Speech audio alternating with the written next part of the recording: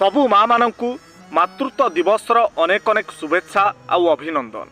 सांग माने आज हेउछि मातृत्व दिवस। माँ पाई दिनटिए।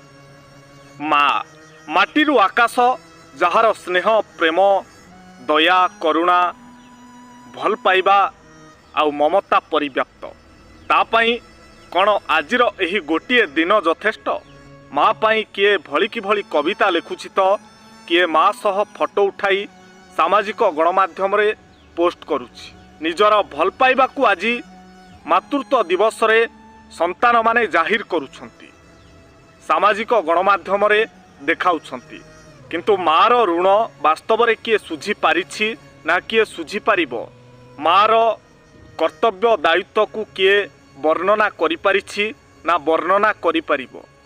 तथापि माँ पाई आज दिनटिए। किंतु पिलामानंकर माँ प्रति आज जो भली स्नेह प्रेम आउ भल पाइबा देखिबाकू मिलुछि, जदि प्रतिदिन एही भली भल पाइबा रुहंता ताहले बोध हुए परिणत बयस रे वृद्ध पिता माता माने आउ अवहेलित हुअन्ते नाही कि परिणत बयस रे जराश्रम रे रही गुमुरी गुमुरी कांदन्ते नाही।